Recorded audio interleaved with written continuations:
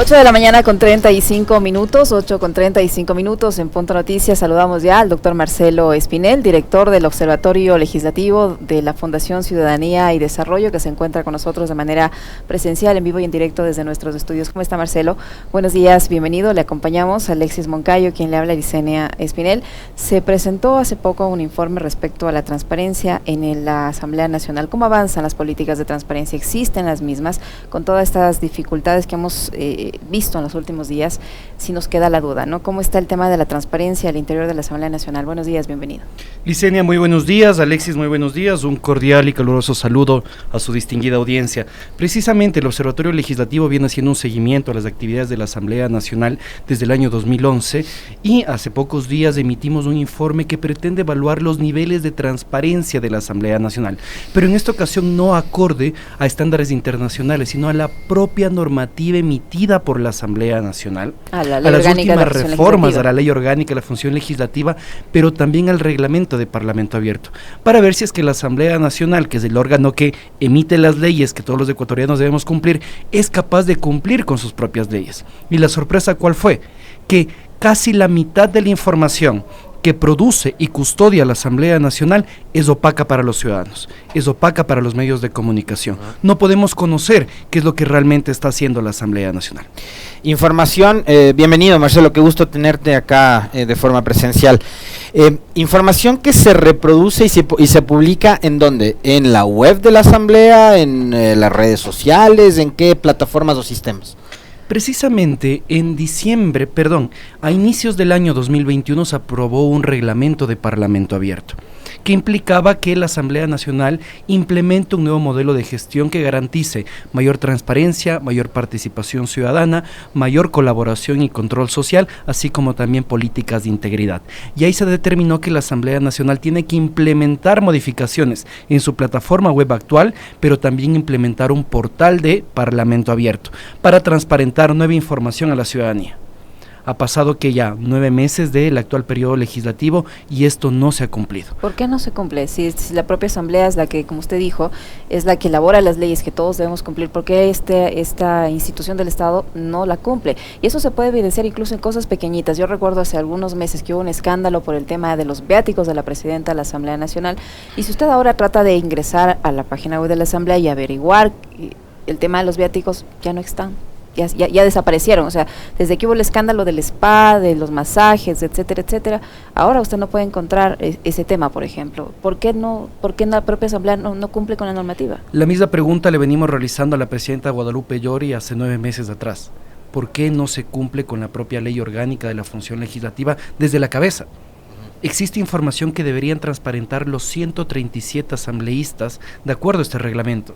Información como, por ejemplo, la agenda de reuniones de los legisladores, las declaraciones de intereses, es decir, si es que un asambleísta tiene acciones en una compañía, si es que sus familiares ocupan cargos públicos o son contratistas del Estado, esta información debería ser transparente. Hasta el fin de semana pasado, solo uno de los 137 asambleístas publicaba toda la información que la ley les obliga, el asambleísta Rodrigo Fajardo de la SUAY de la Izquierda Democrática.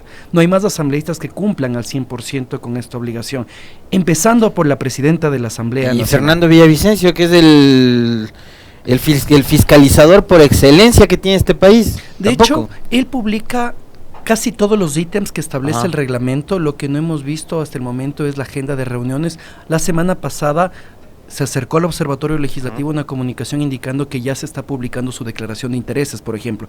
Existen legisladores que están a punto de cumplir y que ya nos han ido comunicando que ellos están preocupados precisamente porque desconocían de la existencia de esto. Pero incluso, Alexis, yo te planteo lo siguiente: ¿cómo los asambleístas pueden publicar esta información si es que desde la presidencia de la Asamblea Nacional no se ha dispuesto que la Secretaría de Tecnologías de Información y Comunicación dé las facilidades a los asambleístas para publicar esta información? Los asambleístas han acercado al Observatorio Legislativo a preguntarnos cómo pueden hacer para publicar esta información, ya que en la Asamblea Nacional institucionalmente no encuentran respuestas. Pero increíble. Ha pasado tanto tiempo, o sea, es como difícil pensar, 10 meses, como difícil pensar que en 10 meses no puedan enterarse, empaparse de sus obligaciones y poder subir esa información. De hecho que sí, es lamentable. Nosotros hemos venido haciendo esta denuncia desde el inicio del periodo legislativo e incluso nosotros, como hemos hecho con anteriores legislaturas, acercamos una carta a la presidenta de la Asamblea Nacional ofreciendo asistencia técnica desde el Observatorio Legislativo para poder buscar que esto se cumpla a través de los proyectos que cuentan con financiamiento de cooperación internacional, lograr que la Asamblea Nacional pues cuente con los recursos necesarios para lograr esto. Desafortunadamente esa carta hasta ahora no tiene respuesta. Ahora, Marcelo, estas condiciones que nos planteó la pandemia de ir al teletrabajo, las reuniones telemáticas, etcétera, ¿cuánto facilitó o cuánto dificultó el acceder a información? Ustedes tienen que nutrirse permanentemente de la información que produce la Asamblea a través de todos sus niveles, no solo los despachos de los asambleístas, sino ustedes están pendientes de absolutamente todo el tema administrativo también del Parlamento. ¿Cuánto perjudicó, facilitó el tema de que se vuelvan telemáticas las acciones del Parlamento? Bueno, de hecho, cuando se implementó el teletrabajo y las sesiones telemáticas en la Asamblea Nacional, los ciudadanos pudimos acceder a más información, sobre todo de las sesiones, porque podíamos ver cómo las comisiones transmitían a través de Facebook, a través de YouTube, cada una de sus sesiones. Algo que sí vimos que fue afectado fueron las solicitudes de acceso a la información pública que presentábamos como observatorio y sus correspondientes respuestas. Los funcionarios nos manifestaban que ya que no estaban en oficinas, no podían entregarnos información. Pero sin perjuicio de esto, Alexis, existen estamentos en la Asamblea Nacional que siguen siendo opacos. Por ejemplo, el Consejo de Administración Legislativa. La ley y el reglamento establece que las sesiones del Consejo de Administración Legislativa deberían ser públicas, deberían ser transmitidas a través de medios telemáticos, las resoluciones, la agenda, etcétera, etcétera, y es el estamento más opaco de la Asamblea Nacional. Nosotros ¿Más no que la podemos presidencia? saber, por supuesto que sí, nosotros no podemos saber el día de hoy, por ejemplo, si es que la Asamblea si se reúnen o no. Se reúnen, no se reúnen. O qué agenda tienen. Exactamente, y cómo están tomando las decisiones. Y en ninguna parte de la ley se determina que las sesiones del Consejo de Administración Legislativa deberían ser confidenciales. ¿Por qué la Asamblea Nacional nos oculta a los ciudadanos cómo están tomando las decisiones y cuáles son los temas que están discutiendo? ¿Ustedes han planteado esa pregunta? O sea, porque yo he sido ya casi monotemático en esta semana corta después del carnaval y crítico con respecto y es parte de la falta de transparencia. Hay una negativa, Marcelo, y ustedes lo deben saber bastante bien, una negativa de parte de la presidenta y de parte de los demás integrantes del CAL, no todos, pero sí la gran mayoría, a conceder entrevistas. Hemos intentado con la señora Zori por todas las vías posibles, a través de sus asesores, del secretario de Comunicación, es imposible lograr una entrevista con ella, y creo que eso también, el no aceptar entrevistas en los medios de comunicación, el no permitir que los periodistas pregunten a las autoridades, creo que abona mucho a la falta de transparencia. Y además abona a la falta de confianza que podemos tener los ciudadanos de la institución. Porque cuando se oculta información a la ciudadanía, lo que hace el ciudadano inmediatamente es sospechar. No es que el ciudadano dice, bueno, seguramente nos están ocultando información porque eso le conviene al país. Todo lo contrario. Cuando hay una institución pública que es opaca, el ciudadano aumenta su desconfianza en ella y de esa manera se afecta la legitimidad de las instituciones. Ya no se afecta únicamente la legitimidad del político, de la autoridad pública, sino que inmediatamente el ciudadano dice, Asamblea Nacional, algo opaco, algo en lo que no debo confiar. Y de esa manera, pues la cohesión social también se ve afectada. Marcelo, usted mencionaba que no hay transparencia en el Consejo Administrativo de la Legislatura. ¿Qué pasa con las bancadas y con comisiones, por ejemplo, de fiscalización que mencionaba hace un momento Alexis? Esta comisión que ha tenido temas bastante polémicos y que ha tenido actuaciones también bastante polémicas, ¿transparenta sus procedimientos de investigación, transparenta los procedimientos legislativos para llegar a la fiscalización? ¿Y qué pasa con la transparencia en cada una de las bancadas? Bueno, el tema de las bancadas es una novedad de acuerdo a estas últimas reformas a la Ley Orgánica de la Función Legislativa en términos de transparencia. Antes la ley no determinaba que se transparente información sobre las bancadas. Actualmente pues se publica el 60% de la información que establece este reglamento. Aspectos que nos faltan, por ejemplo, y que uno no puede acceder en la página web, es por ejemplo cuál es el plan de trabajo que tiene cada una de las bancadas, es decir, cuál es la agenda que han planteado como agrupación dentro de la legislatura, o así también pues falta información, como usted bien menciona, de los procesos de fiscalización. La fiscalización es relativamente transparente dentro del país. Si uno quiere conocer, por ejemplo, cuáles son las solicitudes de información que plantean los legisladores y sus respuestas, se puede encontrar en la página web. Pero si uno quiere conocer la totalidad de los expedientes de los juicios políticos planteados dentro de la Asamblea Nacional, es información a la cual el ciudadano no puede acceder.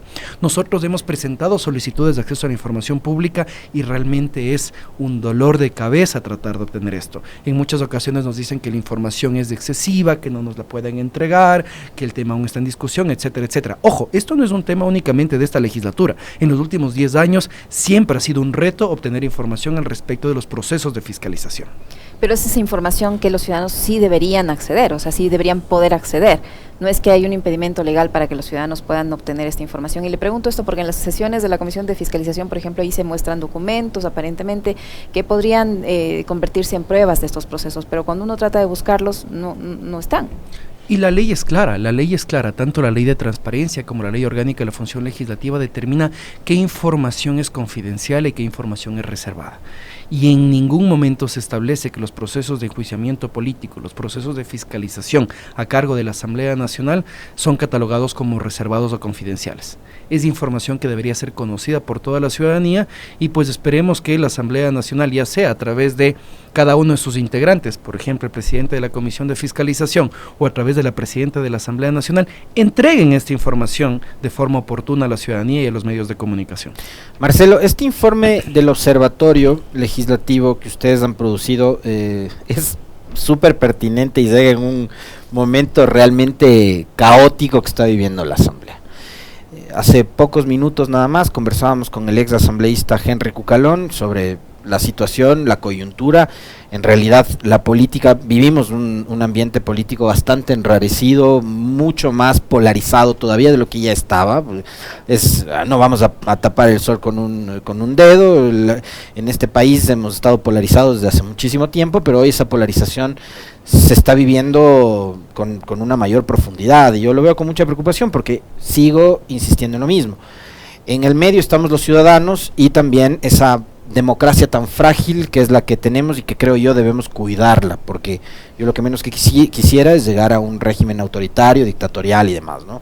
Que se respete la democracia. Entonces, este informe de ustedes que habla de que el Parlamento, el primer poder del Estado, le debe transparencia a los ciudadanos, no solo a los medios de comunicación, a los periodistas, sino a los ciudadanos en general, llega en un momento muy complicado para la Asamblea. Hay una pugna muy profunda también, una conformación de nuevas mayorías, una presidenta que es cuestionada. ¿Cómo ven ustedes también desde el observatorio el momento político que está enfrentando el Parlamento Nacional? Bueno, en primer lugar, ¿cómo se pretende recuperar la confianza ciudadana en el Parlamento si es que sus propios integrantes no son capaces de cumplir con sus propias leyes? Entonces, yo creo que hay que verlo desde este punto de vista respecto del informe que nosotros emitimos. Eso también es necesario señalar que el Observatorio Legislativo, como ustedes bien conocen, emite informes de forma programática, de forma constante sobre diversos temas. En los próximos días pues emitiremos un informe al respecto de cómo se ha gastado el dinero de los ecuatorianos en la Asamblea Nacional. El objetivo de estos informes es que tanto los ciudadanos, los medios de comunicación y la Asamblea Nacional cuenten con insumos para evaluar sus propias políticas públicas, evaluar sus propias leyes y que de esta manera juntos podamos construir una mejor Asamblea Nacional. Por eso es que precisamente este informe lo que recomienda es algo que tal vez puede sonar muy simple, pero es que cumplan con su propia ley, no queda de otra. Al respecto de cuál es el momento político que vive la Asamblea Nacional, yo creo que es algo que se veía venir. La alta polarización, fragmentación ideológica que existía dentro de la Asamblea Nacional es algo que se hizo evidente desde el primer día de sesión de la Asamblea Nacional, en la cual no hubo un acuerdo para designar a sus autoridades, pero también era evidente otra cosa, Alexis. Estamos frente a un ejecutivo de derecha y una Asamblea Nacional en la cual más de 100 legisladores pertenecen a la centroizquierda o a la izquierda. Entonces, este enfrentamiento se iba a dar en algún momento, y pues lo que estamos viendo ahora es la conformación de una nueva mayoría dentro de la Asamblea Nacional que legalmente pretende evaluar cuál fue la gestión, no solo de la presidenta de la Asamblea Nacional, sino de todo el Consejo de Administración Legislativa, y que desafortunadamente pues vimos la semana pasada un acto bochornoso por parte de la presidenta Yori, que es suspender una sesión e incluso apagar las luces para evitar que los asambleístas pues puedan continuar con su trabajo. Pero esa conformación, que sí, lo dice Marcelo, en realidad yo recuerdo después de las elecciones del 7 de febrero, el propio candidato Arauz en ese momento decía que él tenía muchas expectativas por esa conformación, porque aparentemente entre UNES, IDE y Pachacutic había un bloque interesante de centroizquierda. Pero esa centroizquierda es la que elige a Yori con los votos de Creo y de la derecha, ¿no? Y hay la conformación de una nueva mayoría en donde además con parte de esa centroizquierda también está el Partido Social Cristiano. Entonces vemos que, y yo coincido con lo que decía además Henry Cucalón hace unos minutos, ya no es un tema de ideologías. Por supuesto que sí, yo creo que estamos nuevamente frente a un fenómeno de mayorías móviles. Correcto. Que en determinadas circunstancias temáticas deciden agruparse, y tal vez ahí debemos recordar dos últimas votaciones que existieron dentro de la Asamblea Nacional que son bastante decidoras. La destitución de Ruda Regui, en la cual se demostró que la Asamblea Nacional cuenta con 91 votos que podrían estar pues jugando por ahí, y también el tema referente a fiscalizar la posible venta del Banco del Pacífico, en la cual se evidenció que Creo ya ni siquiera tuvo el respaldo de toda la bancada del Acuerdo Nacional, sino que mantuvo sus únicos 12 votos, ¿no? Entonces, dependiendo de los temas, yo creo que se van configurando estas mayorías móviles. También yo creo que hay que recordar lo que decía Salvador Quispe al inicio de esta legislatura. Él mencionaba que el acuerdo, el acercamiento con el gobierno para precisamente lograr la presidencia de Yori no se iba a extender a otros temas, sino que se iba a analizar su postura de acuerdo a lo que se trate de decidir en la Asamblea Nacional. Ahora, Marcelo, con esta coyuntura, ¿usted le ve una salida? ¿Usted le ve una salida a esta polémica que se vive al momento en la Asamblea Nacional? Como usted bien dijo, es una situación legal el hecho de aspirar a que se analice, que se revise la actuación. Y muchos coinciden en que lo que se debe dar es un cambio de dirección, no cambio de autoridad. ¿Usted coincide con ese criterio que la forma como la presidenta de la Asamblea, como el Consejo Administrativo de la Legislatura está actuando, debe mejorar, debe ser direccionada de mejor manera, pero no cambiarse sus autoridades, no destituir a sus autoridades? ¿Usted cree que ese es el camino? Yo creo que hay dos salidas realmente. La una es que precisamente se pase a la evaluación de las autoridades de la legislatura y que de esta manera el Pleno sea el que tome una decisión. O la otra es que la presidenta juegue el rol que debe jugar, y es generar consensos dentro de la Asamblea Nacional. Es algo que no se ha visto por parte de esta legislatura, y si es que logra la generación de consensos, pues abonar a la institucionalidad en el país, a la estabilidad en el país. Yo creo que también hay que tener en cuenta que en el caso de un cambio de autoridades, y esto creo que hay que ser muy frontales con la ciudadanía, hay dos escenarios que podrían venir, y es el enjuiciamiento político o proceso de destitución del presidente de la República, que es algo que se ha anunciado, así como también la conformación de nuevas comisiones dentro de la Asamblea Nacional para dar paso a nuevas lógicas dentro del legislativo. Creo yo que este vaivén que puede existir dentro de la Asamblea Nacional desafortunadamente podría abonar a esta desconfianza que tienen los ciudadanos dentro del Parlamento. O sea, digo, el escenario es todavía, digamos, por lo que podría suceder, peor. Decía Marcelo algo que me parece a mí que es fundamental en este momento y tiene que ver con, además, la falta de liderazgo de la señora Yori. No ha creado consensos, lo comentábamos antes, digamos, ella es la llamada a convocar a los jefes de bancadas, sentarse en la mesa, hacer política, conversar y decir, bueno, calmemos un poco, porque ya empiezan también a generarse relatos, Marcelo, desde, por ejemplo, la opinión pública y los medios de comunicación. Ayer un medio decía, y hay digamos algunos capítulos de la política que empiezan a generarse también, a generar discusión a partir de publicaciones como esta. 33 millones de dólares le cuesta al año la Asamblea Nacional al Ecuador. Entonces, una asamblea que no trabaja, que no sesiona, que pasa en pugnas, que digamos no produce leyes, que no legisla, que no fiscaliza, etcétera, etcétera, le cuesta al Ecuador 33 millones de dólares. Para mí es necesario una asamblea siempre. El Parlamento es la máxima representación democrática de un Estado, y más cuando un Estado se precia de ser democrático como el ecuatoriano. Pero estos relatos, precisamente, que surgen en los medios, en las publicaciones de prensa y demás, generan eso. la pugna y la falta de, digamos, prolijidad a la hora de legislar, Marcelo? Yo creo que ese tipo de relatos afectan a la estructura del Estado, incluso a valores democráticos que tienen que mantenerse dentro de un Estado de Derecho. Como bien tú comentabas, la existencia de un parlamento es necesario para poder mantener la democracia. Imaginémonos, por ejemplo, que en tiempos de pandemia, cuando aumentaron estos discursos de que debe desaparecer la Asamblea Nacional, cuando estábamos plenamente en encierro, ¿no? Imaginémonos que no hubiera existido una Asamblea Nacional y hubiéramos permitido al expresidente Moreno que emita leyes a su antojo. Seguramente la situación no habría sido de todo positiva. Claro. Es necesaria la existencia de un parlamento para que precisamente juegue este rol de control cruzado de poderes, que pueda controlar lo que hace el Ejecutivo, que pueda controlar lo que hace la función judicial y también en nuestro país transparencia, participación ciudadana y la función electoral. Por otro lado, yo creo que es importante que la ciudadanía también tenga un elemento dentro de la mesa, y es el hecho de que dentro de las 5 funciones de Estado que existen en Ecuador, la que menos presupuesto recibe es precisamente la función legislativa. Sin duda, casi el 90% de sus recursos tienen que ir a salarios de su personal, pero es que es algo lógico. La Asamblea Nacional no construye carreteras, la Asamblea Nacional no organiza procesos electorales, ni la Asamblea Nacional tiene que sustentar juicios que llevamos los ciudadanos a las Cortes. Tiene 2 funciones fundamentales: legislar y fiscalizar. Y aquí viene el punto adicional. La emisión de leyes es muy lejana al ciudadano. Los ciudadanos podemos ver cuando se construye una escuela en nuestro barrio, pero tal vez nunca sintamos los efectos de la aprobación de una ley. Porque cuando le viene el impuesto a la renta, ¿sí va a sentir el efecto de la aprobación de la ley? Sin duda que sí, pero recordemos que la propuesta de tributos es del Ejecutivo. Es del Ejecutivo, así es. Ya, pero si por ejemplo el día de mañana se aprueba una ley que garantiza derechos para la educación intercultural, si es que yo no soy parte, tal vez, de una población indígena, montubia, afrodescendiente, yo ni siquiera voy a sentir los efectos de esa ley, pero es necesario que se apruebe esa ley, por supuesto. Claro. Ahí, por ejemplo, podemos hablar de rendimiento. La Asamblea Nacional en estos 10 meses de gestión ha aprobado 12 leyes, de las cuales 6 corresponden a la agenda parlamentaria. Viene cumpliendo bastante bien la agenda parlamentaria propuesta, pero ¿cuál es el punto también ahí, Licenia? Que lo que nosotros vemos en medios de comunicación, pero también lo que vemos en redes sociales es la pugna, el escándalo, la bronca y el escándalo.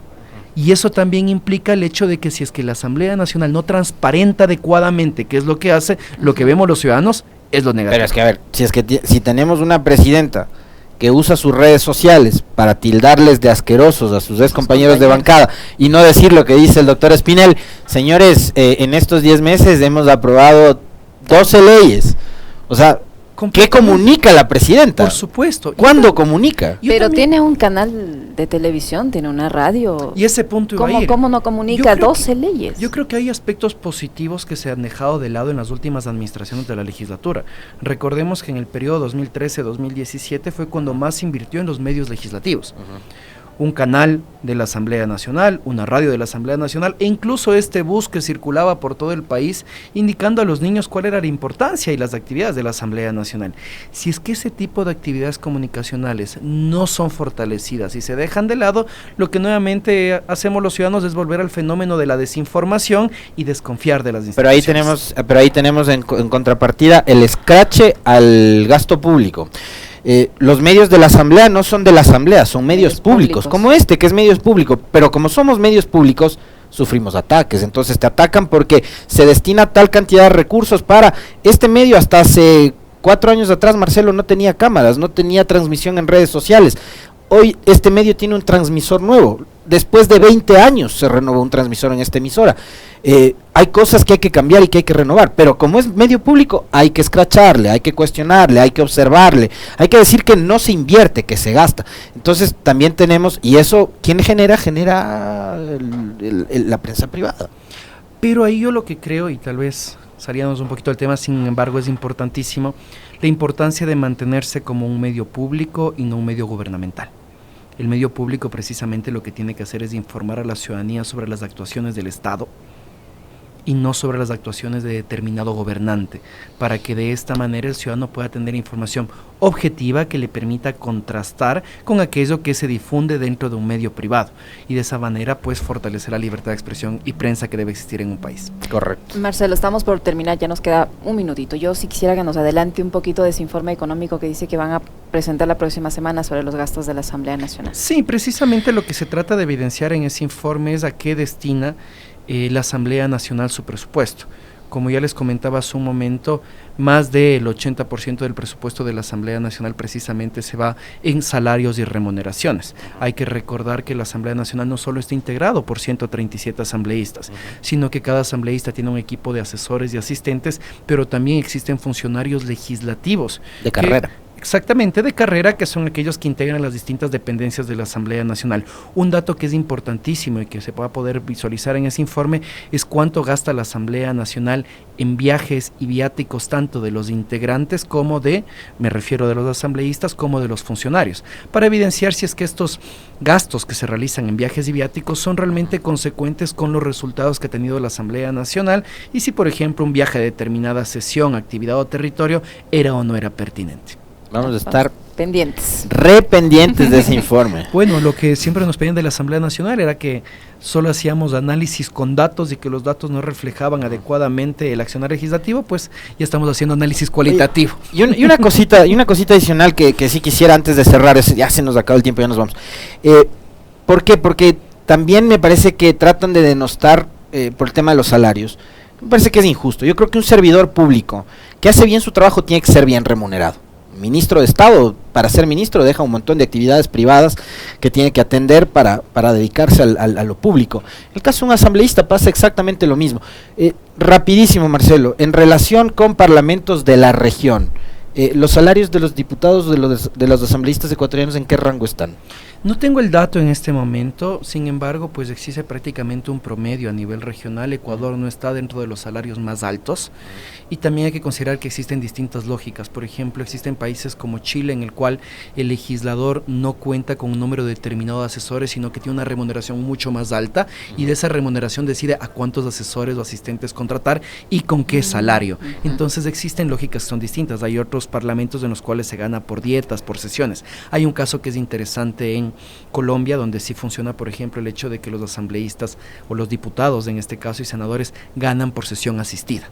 Algo que deberíamos considerar aquí en Ecuador cuando, y esto es algo que hay que decirlo porque los ecuatorianos deben saberlo, cuando hay asambleístas que faltan de forma constante a las votaciones. Es bochornoso para nuestro país que el asambleísta que más falta a las votaciones en la Asamblea Nacional sea precisamente su presidenta. ¿Cómo es posible que la presidenta de la Asamblea Nacional solo haya asistido al 80% de las votaciones y que el 20% restante ella simplemente decidió ausentarse?